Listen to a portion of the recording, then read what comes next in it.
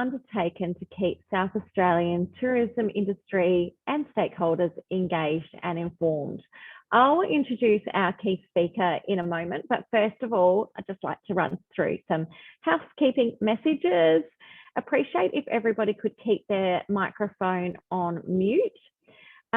Use the chat function for any questions you have. We really like to make these sessions as engaging as possible and welcome you to pick the brains of the expertise we have on the line today for you. So please pop anything you have in the chat function and we'll endeavour to work through those questions as we go through the session, but also allow time for any Q&A at the end.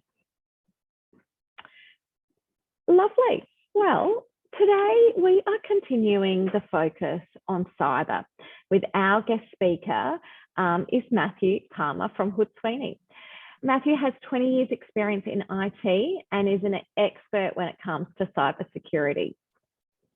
The Australian Cybersecurity Centre has developed some framework called the Essential 8, which is a set of the most important cyber risk mitigation strategies. So today I'm so pleased to have Matthew's expertise on the webinar to talk us through his top risk mitigation strategies that are all a part of the Essential 8. He believes every business should be implementing these strategies to protect themselves. Let's not wait till it's too late, guys. Welcome, Matt. Thank you very much. So to start off with, Matt, tell us a little bit about yourself, your background, and obviously I've touched on a little bit of your work you do at Sweeney, but you can tell us go into a little bit more for us. No problems at all. Well, thank you very much for having me today, and lovely to see everybody on the call.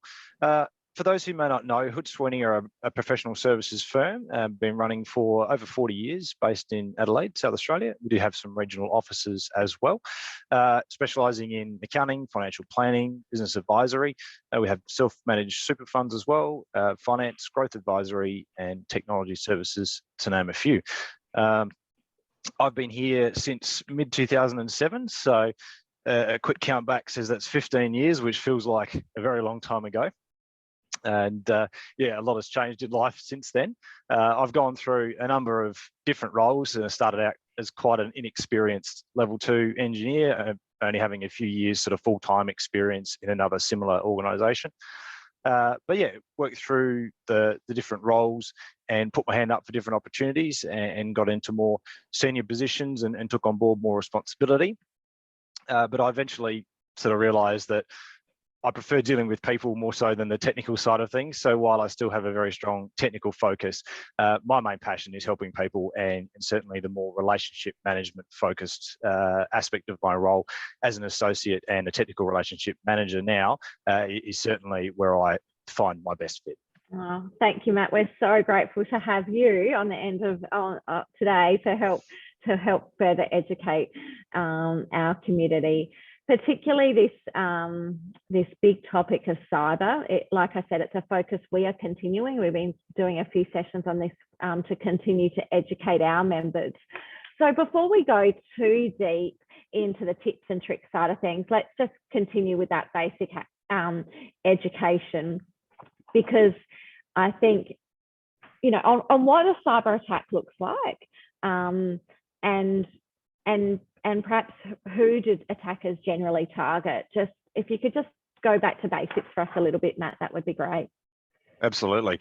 And given the topic or the nature of the topic today being cybersecurity, I don't know whether everybody on the call will have seen this in the news or not, but Apple have just released an update to their iOS for iPhones and iPads, because it addresses a major security vulnerability that does, at this point in time, Apple believes it is being exploited in the wild. So before we go any further, unless you're actually using one of those Apple devices to connect into the webinar, I'd suggest whack the phone on charge, pull up the general settings and go to your software update option, and just make sure you're running the latest version, because it's always important to keep your devices up to date at all times. But this one's a particularly nasty one going on the information on the web at the moment. So yeah, always jump on, and definitely a good idea to get that done sooner than later.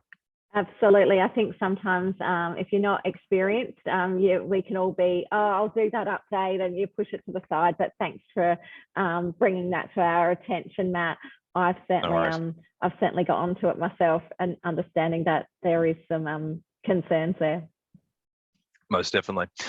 So I suppose circling back to the initial topic of cybersecurity and the Essential 8, the Australian Cybersecurity Commission has put out what they call the Essential 8, which is basically a framework of recommendations with different tiers and requirements to meet each of those tiers, to help organisations from the very small businesses, 1 or 2 people, right through to large critical infrastructure organisations with a lot of regulatory requirements, to keep their data, their systems, and the personal information those systems hold, basically to keep it safe and secure. So we aren't going to specifically deep dive into the Essentials 8, but what I will do is actually speak to some of the items around the Essentials 8, but also other cybersecurity measures or other items that small businesses need and can do from a very easy, practical standpoint to protect their systems and the data that they hold as well. So try and keep things at a level that is easy to understand, because you can very easily go down a rabbit hole when it comes to cybersecurity framework, and that's not the aim. Absolutely. So what does this sort of basics, what would a cyber attack look like for? Oh, they come in all shapes and sizes, and they do vary greatly in complexity. There's probably some high level sort of overviews that I can provide as just to different types of attacks. Some you may have heard of and some you may not. So I'll quickly just run through them. Phishing is probably one that you may have heard around the place, and it's spelled PHISHING, not fishing with a rod, but it's effectively the same thing. So basically, most of the time, this sort of outworks in a business or an individual within the business receiving an email that it's made to look like it's come from somebody you're familiar with, but it's actually come from somebody else. So typically, these are mass mail outs, very generic. You've received a parcel, or please update your details, or please find our updated banking details, or we need you to confirm your personal information so we can keep your logins safe. Those sorts of things.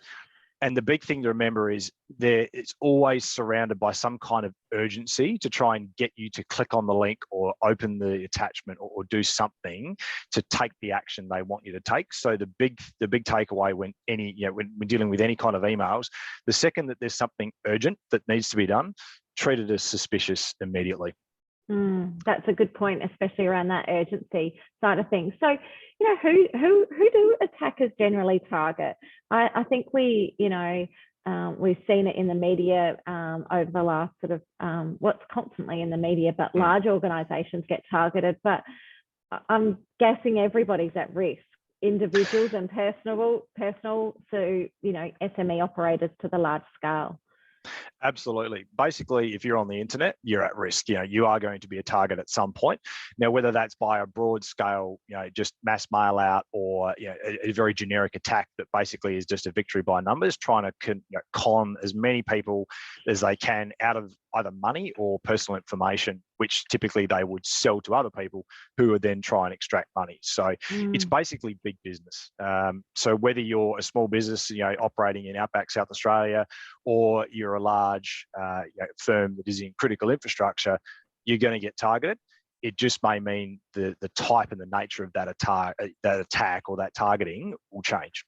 Yeah, exactly. So can you share with us some examples of some attacks that you've seen? Absolutely. We've got about, actually, I can't remember. We've got over a couple of hundred clients that we support actively at the moment. And given the nature of what we do and where their go-to for anything IT or all things IT related, we do get a lot of calls. Specifically, more often than not, they're about phishing or spear phishing.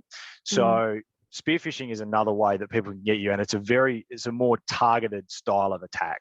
So basically, they will do research on you, and they'll glean anything they can about your business and the individuals working there, including the owners and people in finance. If they're a larger organisation, they have different teams, and basically they will use that information in a social engineering style attack to actually build an email that's much more convincing and targeted at you or someone within your organization to get you to think that they are someone legitimate and then interact with them as part of that process. So we've had, and they do target new employees as well. So just, yeah, it's really scary how much information these people can get in a very short space of time. One of our clients, it was only relayed to me a couple of weeks ago, they had a new starter, and he got a phishing email that was reasonably targeted, even he'd only been at the organisation for a very limited period of time. It was quite surprising. But effectively, the email was, hey, please keep this quiet. I'd like to do something special for the team. I'd like you to go out and can you buy some gift cards for me? Now, the gift card thing, that's a pretty common, stock standard,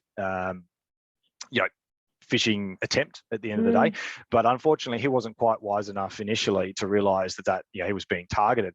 And it just so happened that when he got up and he was walking out the door, he had a quick mention to his boss, hi, I'm just leaving to go get those gift cards you asked me for. And the first thing she did was go, hang on a minute, what gift cards? I haven't asked you to do that. Wow. And that literally that conversation of 10 seconds before he walked out the door was the only thing that stopped him buying a lot of money's worth of gift cards for no reason whatsoever. Wow, what a save you there. And Matt, I just want to circle back to one point. You talk about, your clients.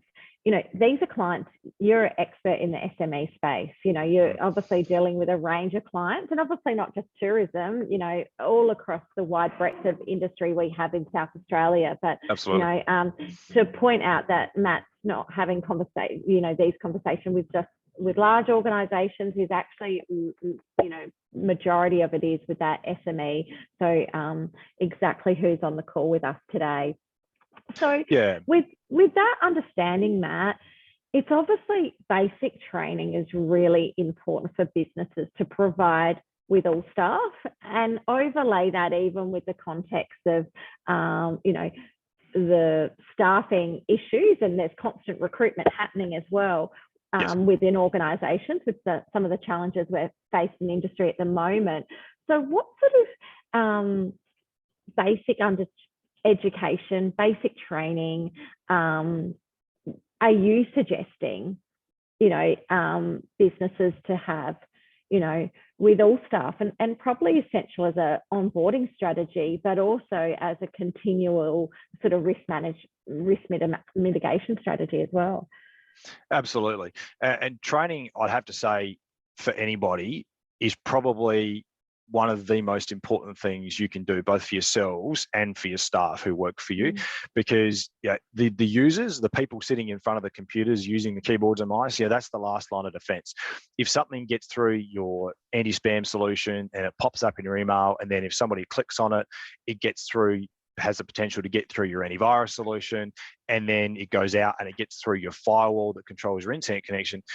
Literally, that chain of events could have been broken if the person themselves had some training or some education, or had some regular reminders about, hey, just be aware, these are the sorts of things we're seeing in the industry at the moment, or be on the lookout, don't click on things you shouldn't. So at a basic level, even just understanding how to identify what is most likely, a phishing email or a spear phishing attempt, even if it's come from a legitimate email address, if the way that the email is constructed and the language used seems a bit off or isn't quite the same as what you would normally expect from that sender, that should be an immediate red flag. Because if somebody else's mailbox has been compromised and then the attackers have used that mailbox and gone through the contact lists, which we have seen before, and they basically spam out and send out these emails, basically trying to hook in the contacts of that person whose mailbox they're compromised. And some of them can be very convincing. So just knowing what to look for, is the from field a bit different, or is the language a bit different? A lot of the time they won't come from a compromised mailbox, they'll come from somewhere else, and they try and cover it up to make it look like it's actually come from a legitimate sender who you're familiar with. But again, the same thing stands as, is this something I would normally get from this person? And if it looks legitimate, and it may well be, always pick up the phone and dial a number that that person is contactable on, or reach out to them manually. Don't reply to the email. Don't click on a link. Don't use the information in the email to respond or to reach out, because it's amazing how carefully crafted they can be to try and convince you that the number you're calling is the correct number for this person. Yeah, So yeah, always be suspicious. And pick up the call. So where would you direct people to organisations to go to for training resources? There is a reasonable amount online. Some are good, some are not perhaps as feature rich or robust in that sense. We do help our clients out with cybersecurity training. We run sessions for our clients, and also other people who we are in contact with, but might not necessarily be a client. And this is not just for technology clients as well. Clients in the accounting or the business advisory space, we invite them along to the sessions that we run. We have run online sessions as well. We actually go out to our client sites and do presentations, not only on cybersecurity, but on other aspects of technology in the small business area. So yeah, we can absolutely help out with those sorts of things. And it might not need to be anything formal, because there are formal cybersecurity training plans that larger organisations will put their staff through. As an example, one of my key clients is in critical infrastructure, and we support a subset, about 70 users, within a multiple hundreds of users sized organisation, ranging from Perth, Adelaide, Queensland and Melbourne. And they have a very strict onboarding process, which includes very in-depth cybersecurity training. Now, because of their government regulations, that's what they have to do, and they are a big target. So that, and I've gone through their training program as well, so that I understand the information that their team members and the staff that we support are being given. But we can absolutely help out with that sort of training. But also, sometimes it's just a conversation, or to have us on site with you and your staff, just to work through these things and show you some examples and just give you some tips and tricks on what to look for and how to find things that are sort of more tailored to what you may see. Yeah, absolutely tailored to the business. I agree. Okay, let's spark some ideas and talk on these risk mitigation strategies, Matt. And that's what business should be implementing. We've probably talked about passwords, administrative rights, multi-factor authentication. What are your sort of tips around, let's look at passwords at the moment, and what's your tips around password hygiene? Absolutely. Password hygiene is a big one. I'll start off with a bit of a story, actually. A mate of mine on the weekend shot me a message with a couple of screenshots of an email he'd received, and it was from his Microsoft account. And it said, we've detected suspicious activity on your account, and there's a login from Germany on this IP address. And he shot it through to me, and he says, Matt, this seems legitimate. Am I being phished here, or is this actually genuine? I had a look at it, and the way it was written, and the font and everything, and the colours, and it was everything that I would expect to see and have seen before. So I do know that Microsoft will send those emails out. So I said, look, don't click on anything in the email, but jump in online, log into your Microsoft account and check the security information, because they actually track that, and you can find that in your under your login. And he jumped in, and it absolutely was legitimate. So I said, look, first thing you do, change your password, make sure you turn multi-factor on, because he didn't have multi-factor on. Right. I'll go through multi-factor authentication in a moment, but effectively I said, don't, whatever you do, use the same password anywhere else. And he's like, I use that password for pretty much everything else but my banking. I'm like, Josh. So yeah, I said, look, first thing you need to do is anything online that you use, jump in and change those passwords, because now that the attackers had his email address and they had a password to that combination of information, they could then use to target any other attack or any other system or account he may have online. And it's amazing what these attackers can find online. So I said, mate, just get online, find every account you've got, and make sure every one of them has a unique password. Because if you get one account compromised and you use the same password for a bunch of other accounts, that's basically an open door for any attacker who gets through. So you definitely want to make sure you've got reasonably long passwords. They don't have to be complex. These days, yes, it's good to have an uppercase, lowercase, a special character, a number, that sort of thing, but they're really hard to remember. So generally speaking, the new standard that most organizations are adopting or moving towards are basically longer pass phrases. So you would have a phrase or a sentence that means something to you that doesn't mean anything to anybody else, but it's actually easy to remember. You don't have all these special characters. You got to try and remember now, where was that uppercase and where did I have that exclamation mark? You can actually, even if it's house, dog, tree, boat, for example, that's actually quite a hard password to crack, because the password cracking systems that are available and the tools that these attackers use, they're geared towards having an uppercase at the start and then the word and then a number and then a special character on the end, because that typically has been the password standard for the last 20 years. So certainly changing that up and using longer passwords that aren't as complex, but the length is the protective mechanism there. Yeah. And when you talk about longer passwords, do you have a sort of character limit in mind, or an amount of characters in mind there, Matt? Absolutely. Some organisations have regulatory mandates. So, for example, administrator accounts that have got access, also admin access to the system. So the gold key that unlocks everything. A lot of organisations will set 20 character minimum on those passwords. Whereas, I would say if you're over 12, 12 to 16 characters, and if you're using a sentence or a passphrase, it's actually pretty easy to hit that. But so it just depends on your environment. But the main thing is unique passwords, keep it, 12 plus characters. And then if you're like me and you can't remember all your passwords because you've got 500 of them and you've got so many different accounts, you just think about the different streaming accounts that people use, where you've got Binge, Hulu, Netflix, Stan, Prime. There's just so many different accounts, and it's very difficult to remember passwords. So I use a password manager. So LastPass is just one of the many ones out there. Use your Apple keychain if you're using Apple devices, which is very, very handy as well. There's lots of different ways that you can record those passwords, but definitely a proper password manager. I can access it on my phone and via the browser on my work machine and my personal machine. So no matter where I am, I can gain access to any of those credentials. And I don't actually have to remember the password into the vault, because it unlocks with the Face ID on my phone. So it's much easier for me to look them up on my phone, because I don't actually have to type in any kind of master password, so to speak. It just unlocks with the biometrics on the phone itself.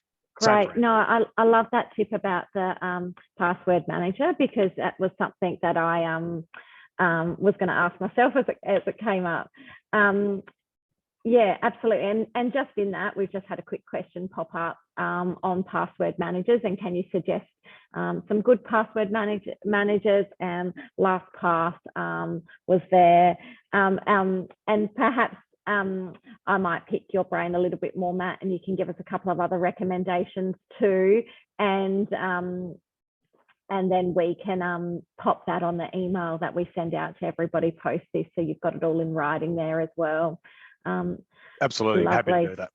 Yeah, perfect. And going, I don't want to deviate too much, but sort of acknowledging the question here as well, because it's talking around the passwords. In terms of if you are hacked, and then your risk mitigation around your trust of your password manager, how do you play that? Absolutely. If your password manager or that account gets compromised as well, that can obviously be devastating, given that everything is in the one spot. So you should always have the extra biometrics or multiple factors of authentication turned on. So I suppose, would you like me to lead into the discussion about multi-factor? Probably, let's go into multi-factor, because I think that's critical in hinge to this answering of this question as well. And absolutely. And probably it'd be great to understand what it aims to achieve, and where we should be implementing multi-factor authentication on that.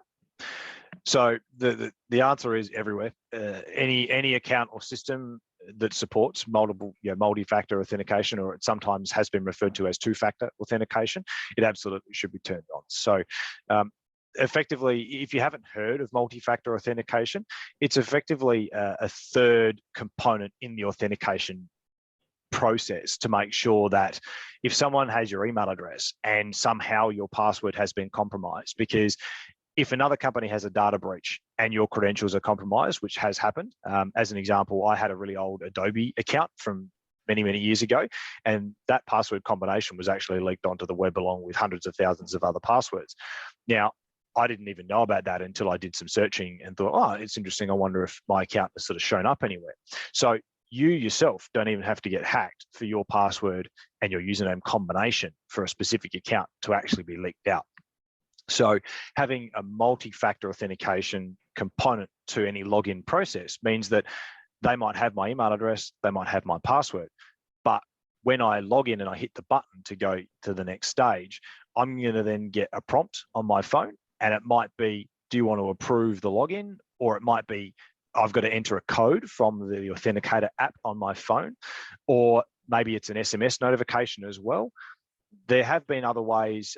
For example, those of you who use MyOb would probably be familiar with their multi-factor or two-factor, which is just an email. The problem is that if your mailbox has been compromised and your multi-factor is your email, and you get that extra factor come through, they've automatically got access to it. So that is not one of the more recommended options these days. It's more about using, there's lots of different authenticator apps out there, but the Microsoft Authenticator one and the Google Authenticator one are the two most popular ones. They are free, and most systems support those applications. We internally from Hood Sweeney, not just in technology, but right across our organisation with all of our staff, we use WatchGuard's AuthPoint multi-factor solution. So that is a more robust solution whereby we can not only protect your accounts with that system. So, for example, if you have your Microsoft 365 account where your emails are, rather than using the Microsoft Authenticator app, we will use the WatchGuard AuthPoint app because it gives us flexibility with other systems all in the one spot. Okay. Yeah, that's a good tip there. That's really important. One of the other things in relation to multi-factor authentication that, again, it's about user training and education. If you have that second factor, for example, if my phone pops up and it says, hey, are you trying to log in? And I get the option to approve or deny. The first thing I need to do, and this is not just me as an IT professional, the first thing anybody should do when you get that login prompt is go, am I doing something that actually means that I should get that on my phone? Am I trying to log in somewhere? Or has somebody else got hold of my credentials and they've hit the login button, and then that's pushed the Authenticator approval response on my phone? So don't just blindly hit OK on the login, on the approve button. If you're not actually doing something that should mean that you get that prompt, treat it as suspicious. So again, while you might have the multi-factor enabled on an account, if you just go and approve it without even thinking about it, which I have heard of being done, what's the point of even having it? Because it's just going to let them in the front door. It's like having the key stuck in your front lock when you go out. So just pause and think about your activity. Yep, absolutely. Yeah, no, that's some really good points there, Matt. I really appreciate that. Obviously, you mentioned, I'm just making a note of the, just so we can relay it to our audience afterwards, WatchGuard AuthPoint, is that correct? Yes. Yeah, WatchGuard AuthPoint. And then obviously Microsoft and Google as well. Yeah, so AuthPoint, just to circle back to that, the AuthPoint solution is a paid-for product. It's reasonably cost-effective, and it does give us the option to not only protect our cloud-based systems that we use, and I've probably got 20 or 30 on mine with different tokens, etc., that I use every day, not just for me personally, but also for my clients and our internal systems. But also we have, I'm at home at the moment, I'm using my work laptop, and we have the Logon app on my laptop. So basically when I log into my laptop, this morning I jumped in, turned it on, and I put in my password and hit the log on button. The first thing it did was, all right, I'm going to send a prompt to your phone now for you to approve that login. And then I had to pull my phone out and hit the approve button before the laptop would actually log in. That's really from the first stages of even logging onto your device. That's great. If somebody smashed my window and ripped the laptop out and ran off with it, it's actually no good to them because I've got BitLocker encryption on the device, which is easy to turn on most Microsoft-based devices. So they can't pull the hard drive out or use a boot disk, like a USB boot key, to try and get into it. And they can't get past the multi-factor because I'm not going to approve it if I know the laptop's gone. Yeah. So effectively, the device is useless to them in its current state. I think that's a really good point you bring up, Matt, is because most of us operate off of a portable device these days as well. Absolutely. So it's about protecting that first point, you're opening up your laptop is the front key to, to all your activity, all your business, Absolutely. all your personal activity you do on your device. So Yep. that's a really good point there. Matt, I'm keen to talk about and touch on administrative rights. You've mentioned not having administrative rights. Let's talk. I want to just pull that apart a little bit more so I can digest it, and for me to understand, and consequently everybody on the end of on the webinar too. Talk us through administrative rights, more on this, and what we should be aiming to achieve. Yeah, absolutely. So everybody knows that if you've got a laptop and you picked it up from the store, Harvey Norman, JB Hi-Fi, and you've brought it home and you've gone through the login process and set everything up, by default, generally, the account or the system will be set up with administrative rights on the machine. So that means that if you try and undertake a process or a task that needs what we call elevated rights, or you want to install a piece of software, or you want to run some updates, or something else that requires that extra level of permissions, you're generally going to get what we call is a user access control, or a UAC prompt. And you will have seen that on your machines. Pretty much everybody bar none should have seen this. It'll pop up and go, this application is trying to do such and such on your machine, and you go to yes, no, do you want to allow it? So rather than actually having that pop up, because you can very easily, just like the multi-factor, go, oh yeah, no worries, click on it and away it goes, without actually recognizing or taking the time to understand whether you're doing something that should actually be prompting for that, or whether that's something else in the background that might be happening that perhaps shouldn't be. So at the end of the day, if you have a second account on the machine, so again, my personal laptop or my work laptop here, I've got my main login account that does not have the ability to install software or perform updates or undertake those administrative tasks. What I've actually got is a second account on the machine with a second set of credentials that are different to my main ones. So if I want to update some software or I want to install something, I actually have to physically type in a second set of credentials on my machine to allow that process to continue. So again, even for me, it's a trigger to go, hang on a minute, what's happening on my machine? Am I expecting to be typing this in? Am I doing something that I know is needing these rights, or is something else triggering it, which may or may not be good? So it's just a good checkpoint to go, slow down, stop, think about what's happening, and then make a conscious decision. Okay, yes, that's legitimate. I'm installing a piece of software, or I'm just checking my emails, and maybe that's not something that should be popping up with a prompt. So yeah, absolutely. No, that's a good point. And how easy is that administrative rights and to do that extra additional login? Is that pretty straightforward to be able to implement additional logins for your on your devices? Absolutely. So Windows 10 or Windows 11 Professional, which is what we typically use in the business environment. If people have machines bought at retail from Harvey Norman, JB Hi-Fi, the Good Guys, etc., more often than not, they're actually sort of the Windows 10 or Windows 11 standard or home. So the account permissions are handled a little bit differently, but it's still pretty straightforward to go into the account settings and you can see what rights your account has got, and you can actually create a new account that actually has administrative rights. Make sure that you can sign in with that account, make sure you know the password works, etc., and you've got the rights. And then you can actually remove the administrative rights via the same process from your standard account. So we do this quite a lot for our clients, and most of the networks that we manage, for example, one of my main clients in the critical infrastructure space, nobody has administrative rights on those machines. They're all centrally managed, and we hold sort of the keys to the castle. But some users do have an exemption, and then they have a separate set of credentials to be able to elevate rights on the machine.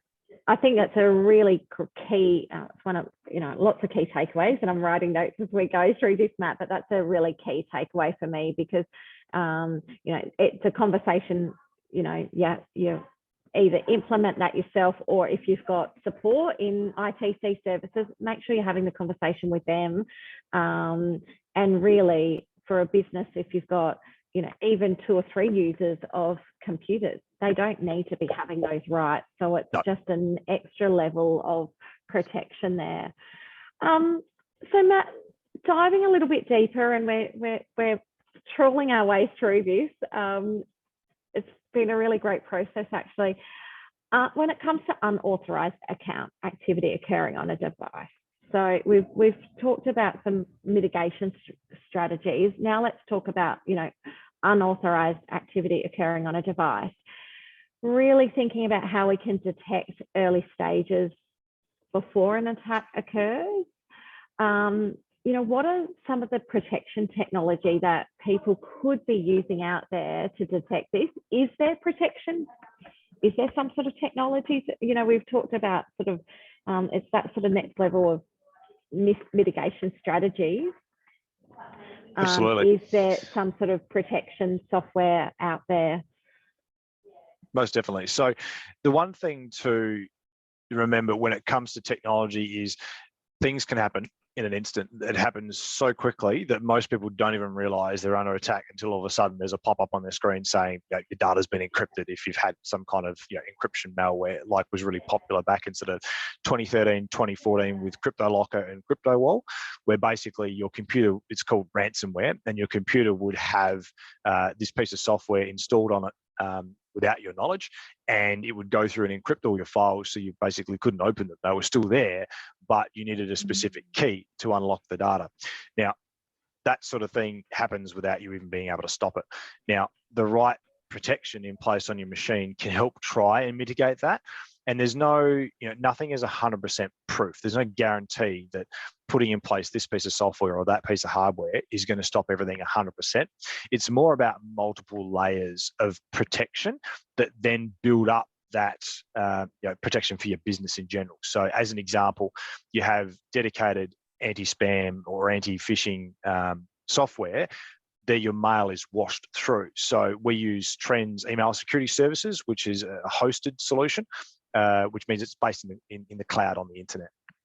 So as an example, my Sweeney mailbox and all of our mailboxes are protected by this service, and all of our inbound mail into the organisation is washed effectively by this service, and everything is investigated and checked, and it's only delivered if it knows it's good and there's nothing suspicious about it.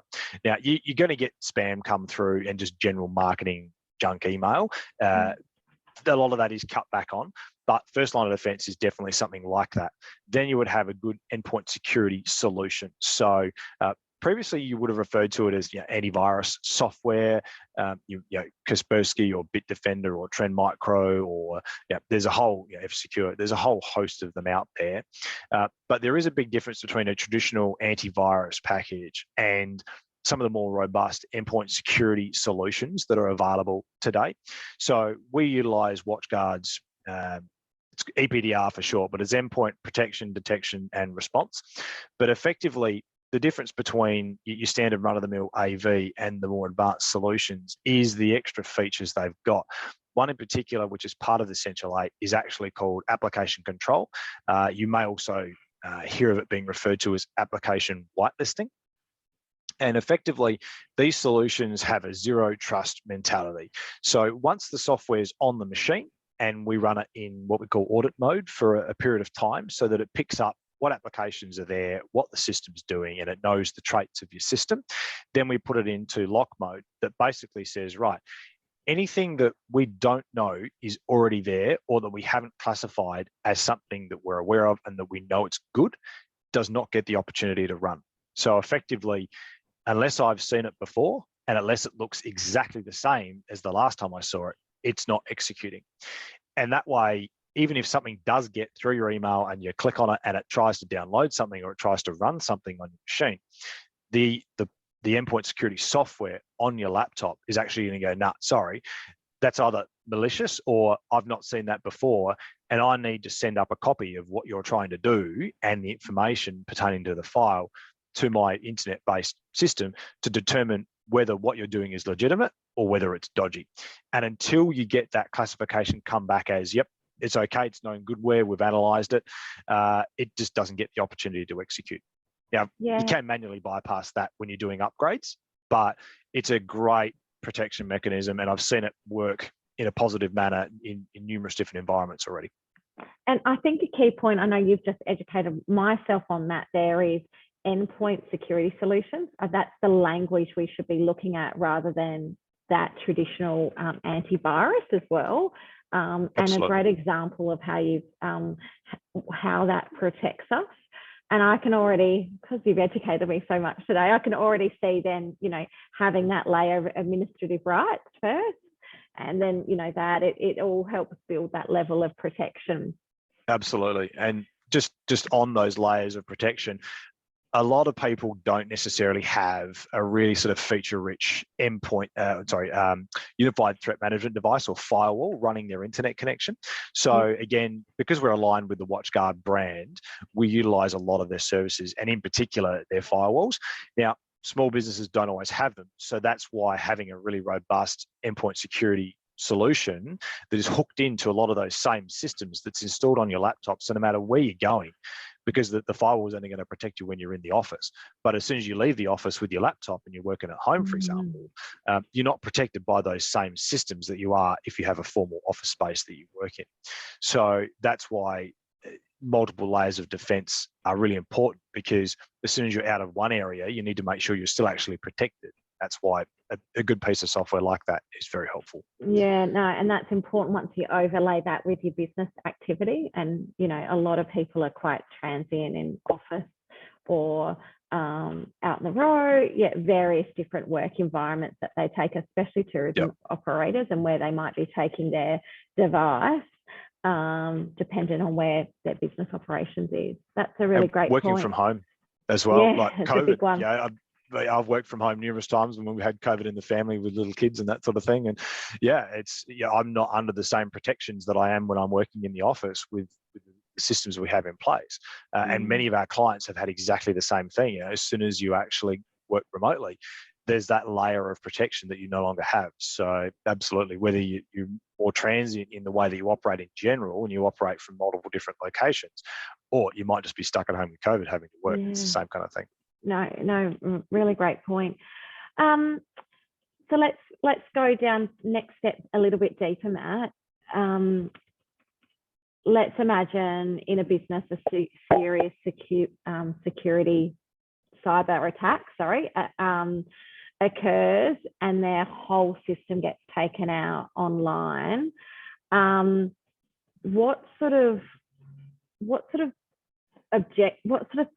tools should they have to make the process for recovery easy? We've done risk mitigation strategies now to have a look at, you know, avoiding the attack, but what about when the attack happens? What can we put into place now to really make recovery easy? Because we need business to keep on operating. We can't be paralyzed by this for any moment more. So what's some things we could be doing now in our business to ensure we have a strong recovery if we get hurt? Absolutely. There's so many things here. It's a large one to unpack. But sorry. No, that's okay. At a basic, and that's the great thing about this. I mean, this helps educate people and gives you an understanding of what questions you need to ask, and that helps facilitate further discussions. So we're not going to be able to answer everybody's questions now or give you all of the information, but it's a great starting point to help out. So the first question I'd be asking myself is, where's my data?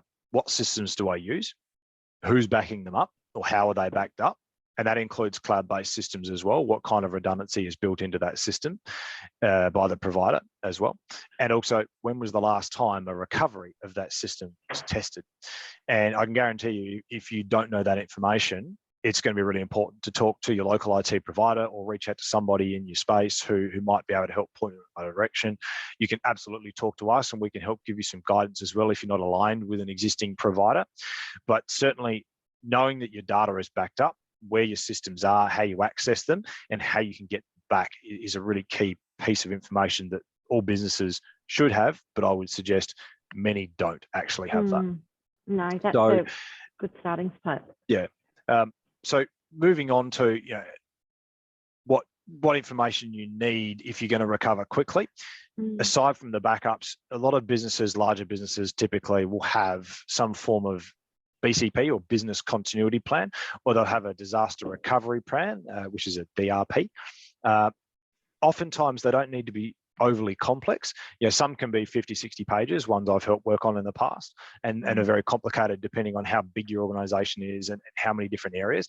I'd suggest for most small businesses, certainly in the space of the the discussion topics today with the people on the call, you're going to be the smaller end of that scale, and you're probably not going to have a business continuity plan. You're probably not going to have a disaster recovery plan. But it's important to know who to contact when something goes wrong. So you need to have your contact information. You need to have where your systems are. You need to know how they're backed up, how often they're backed up, and who to talk to in a disaster when an incident happens and you no longer have access to your data. Now, whether that's a malicious incident or whether that's a natural disaster in general, you need to know those things so that when you're under pressure, and generally speaking, there's going to be a strong feeling of panic and anxiety around, oh my goodness, this has just happened, what do I do? Having at least a basic, even a one pager, to go, here's the people I call, here's the systems that are in use, here's how the data's backed up at a very rudimentary level, that's going to help bring some calmness and some perspective, and you know how to call, you know who to call at the time to get these things done. Yeah. Some larger organizations are going to have dedicated disaster recovery infrastructure. Again, that's probably not the space that we're playing in here, but many of our clients utilize one of the hosted solutions that we have, because they do run servers in general for some of their systems, and we actually back up their systems overnight over the internet to our infrastructure that we host in a data center here in Adelaide. And that means that if something happens with their on-premises equipment, we've got one of my clients in Balaclava, for example, in the mid-north, if their server went down for some reason, or there was a major incident, or the place burnt down, we can actually spin up their entire environment relatively quickly on our infrastructure in the data center and give them access to those systems. So that's one example of a measure that many of our clients have undertaken that protects or helps protect their business from that risk, or mitigate the risk, so that they've got a way to get back up and running as fast as possible so their business can keep functioning. Yes, it's going to be probably a reduced speed, and there's going to be inconveniences and things that aren't quite as easy as they would normally be, but the business can still function. And that's the main thing, is making sure that there's still cash flow, there's clients coming in, or they're still able to service their clients in that way. Probably another thing, many people in this space would use cloud-based systems, and it's a good idea to have a conversation or to email out to the provider of that system and understand what kind of protection mechanisms they have in place and what kind of uptime they guarantee as well. For example, if you're in food and hospitality and you use a point of sale solution to run your kitchen and all your invoicing or your receipting out the front of house, you're going to need to know that if you're using a cloud-based system and something goes down, how fast you can expect to get help, and depending on if the issue is with your local infrastructure or whether it is actually with the cloud-based system. But you're also going to want to have manual processes so that you know what to do. If that system goes down, how does the business keep functioning? What do I need to do as far as manual processes? Who do I need to get involved? What does it look like? So that we can continue taking orders, things can still go through to the kitchen. Or for example, if you've got an online booking system and you're at your holiday park, for example, how do I contact people who are coming in tomorrow or the day after or the day after if my systems go down? Do you print off the next day's bookings or the next week's worth of bookings with all the contact information just in case? Because that could be the difference between you being in a really stressful situation when you've lost access to that system, most likely through no fault of your own. You've actually got that information there printed out, hard copy, and you know who to contact, and you know the process for taking new bookings and recording that information accurately until that system gets brought back online and you can re-enter that information. You raised some good points for us to question, I think, internally within our business there, Matt. Guys, I feel like we have covered so much information today. I know I've got a couple of pages here of notes and takeaways, and I hope everybody else is feeling the same too. However, I do want to share with you Matt's expertise. I'm so grateful for you being on the call today, Matt. But also, if you want to pick up this conversation offline with Matt, I really encourage you to. All TicketSA members receive a 1-hour complimentary consultation with Hood Sweeney. So we are, obviously, I've taken some notes. We're going to send out an email post this session. It will have a recording. It will have Matt's contact details. So I know I think we've only probably just touched the surface, Matt, but you've provided so much, and then consequently I've got a lot of questions I'm going to take away for myself. let alone everybody else on the end of the call. So I'd really encourage you to further connect, if not with Matt, with your own ITC providers who are, have these questions. Start having these questions internally with your business, but then make sure you have the right support structure in place, because adding a next layer to this is all about risk mitigation, because they're forecasting next year cyber security and cyber insurance. You're not even going to be able to get that in the market. It's going to be unaffordable. The market's going to be closed for insurance. So it's so vitally important for us to have all these risk mitigation strategies to protect our business, because this is the new wave of threats that are impacting small businesses, individuals, and everybody in between. So thank you, Matt. Really appreciate your time and your knowledge on today's call. I'm sure everybody else has learnt something. I've learnt a lot, and be able to go back and apply this now into your business. Have a look at, some of the key points, and perhaps let's circle back on these key points before we just close off, Matt. What are the key points members should be really taking away today from this conversation? Absolutely.